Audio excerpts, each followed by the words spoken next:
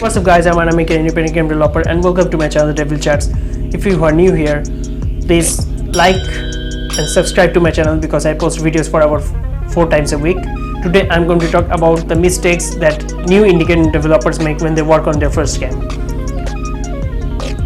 The first mistake is choosing a game engine. Like sometimes it is possible that if you are starting out, you have chosen a wrong engine and you are just wasting your time by working on your game on that engine, and you don't know which engine to choose. First of all, I would say that choose one of the easiest engines out there, like Game Maker, and start working on your game as soon as you get it on. As soon as you download the engine, you can take the help of the tutorials available on YouTube. There are a bunch of tutorials available on YouTube which you can watch and you can learn from it. And if you have started learning, like you have to take at least 2 to 3 months and understand how these game engines work, like one or another. You have to try the game engines one after another, and after that you have to decide which engine is more suitable for you. Understood? Like this is the first mistake that many game developers make when they are starting out, because it is also important, like what kind of skill set you have, like which programming language you know, and if you know any kind of programming language at all. Like if you don't know the programming language, I would say you have to learn it from the very beginning. I recommend you to use the Game Maker because it has a drag and drop functionality which you can use in the beginning, and then you can learn a lot of stuff slowly, and eventually you'll be able to code stuff yourself. So that's the first mistake that the developers make. The second mistake is the scope of the project. Now, when you are starting out as an indie game developer, what I did myself actually, I did the same mistake when I started out working on my first commercial project. Like the scope of the project, I thought that I will create the next Mario and the next Sonic. Like this is insane. Like you have to think that you have to think about the scope of your project. Always when you are starting out, cut your game in half. Okay, like when you are starting out, keep the scope of your project very small. Okay, like don't make it a very big complicated mess. Like it's really not worth it. First start with a simple, maybe a Pong game or a platformer game or whatever, and then just keep on building it slowly, like, and keep the scope very small. Like create small web games or whatever you can, and get the experience. Gaining the experience is important at first before you start working on a very high quality commercial project. When you are starting out, just focus on small projects only. You don't have to create the first person shooter. It's not how it works. You have to create small games, then you have to move on to the bigger projects slowly, and it takes time. You have to be patient about that. Like I will start working on my first game, which will be a big first-person shooter game like Halo or whatever, like Call of Duty. I want to make a Call of Duty game. That's insane because a lot of budget has been put into those games. You alone cannot make it, and even if you make it, like it will take about 15 or 20 years for you to finish that game.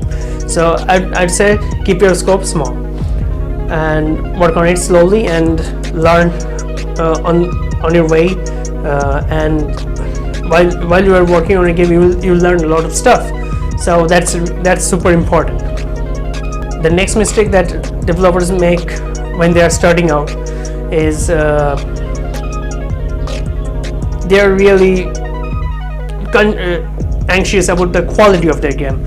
The first game, if you're working on a first game, you don't expect that you will create a very high quality game. It just takes time to learn stuff. Like if you're doing everything single-handedly, like it takes to master different kinds of skills. There are various kinds of skills that are required into making a game. That's why the making games is very hard.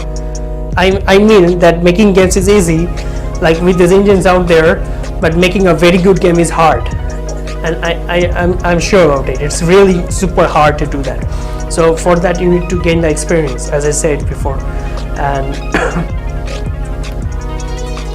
don't be worried about the quality. The first game will suck anyway, So you are just working on your game to gain the experience and to learn from it, and don't be ashamed to show this to anybody. Okay, so the next thing is the next mistake that most of the developers do who are just starting out is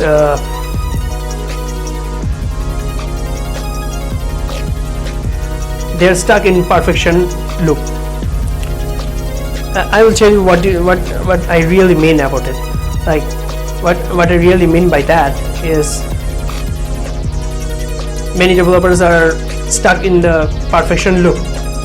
Like they're working on their game, fixing that stuff, fixing this stuff, fixing that stuff, and they're just working on their game for about a year, for 2 years, 3 years. They're not showing this game to the public because they're really anxious about that they're thinking, what will people tell? Like, I have to make it the best game as possible.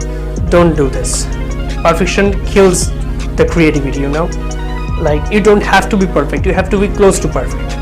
That's it. You don't have to make a perfect game, just you have to make a close to perfect game. That's your goal as a first time developer, and your game will not be that good because this is your first game.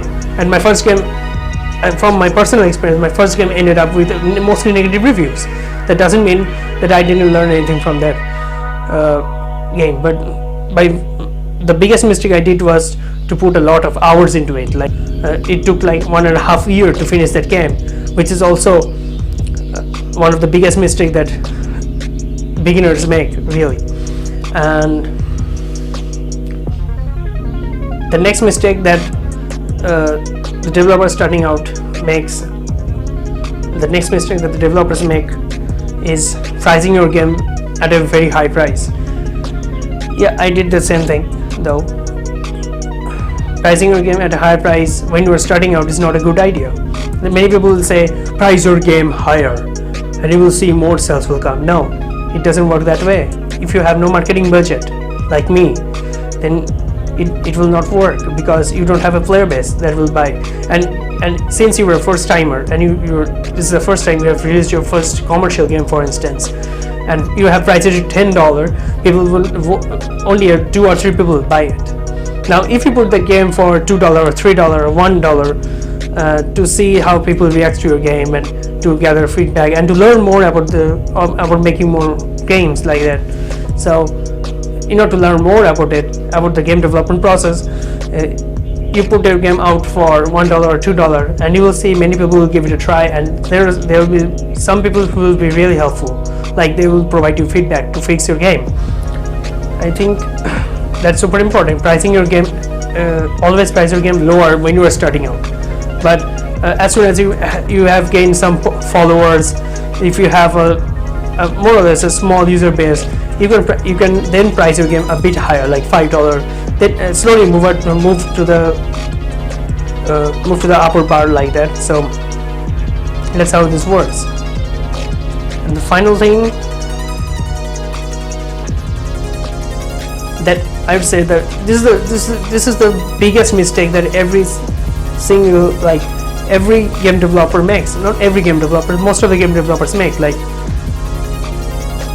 they quit too soon. Yes, like suppose you released your game and nobody played it. Guess what? How will you feel? Oh, dejected, right? Like, no one is caring about my game. It happens, I know that. And you're thinking, oh, nobody likes my game. Oh, this game has got only 10 downloads. Okay, I will not work on any games anymore. I just don't want to work on any games. I'm like that. So in this case, don't give up, okay? Because you are giving up too soon, you really are not eager to learn more about making games. You have to learn and grow yourself slowly. It just doesn't happen overnight. Like, making an indie game is a very hard process, and it's a time-consuming process, and you have to learn a lot of skills here to make a good game that player will enjoy. So I'd say that don't give up that easily. Like, your 100 of your first game will fail anyway. Maybe even if one game gets more popularity than another, it is still a failure, but you have to learn to accept the failure, and then you have to move on. Like, don't, quitting is not an option. If you are in a do or die situation, you have to take it like that, like do or die a situation, and I have to build again, I will try again. Like, you have to do that. Like, you have to take it seriously. Like, oh, it has sold only 2 copies, I quit. No, don't do that. You have to decide that why you were in the game industry. Are you here to make money only, or to make a meaning for your life? Like, for me, the game development is like something I love. I'm not doing it only for the money. Okay, I'm not doing it only for the money, but for the love of it. I love making games. That's why I'm making games, regardless of how much money I'm making. Even if I'm making $10, that's fine. I'll try again, and I'll make a better game. I want to learn more and more about stuff. So this is the attitude you have to keep in order to sustain in this industry. You know, this industry is very hard and cruel and all, but still, this is the industry I love, and you have to love yourself first, your game, and then you have to be determined that I will not give up that easily. So these are the mistakes that most of the game developers make when starting out. Like, I have done these mistakes myself, so that's why I'm warning you guys. Like, don't do this mistake. Don't repeat the mistake I made. So learn from me. This video is helpful for you. If it did, please like and subscribe to my channel, because I post about 4 times a week. And thanks for watching. See you again in the next video.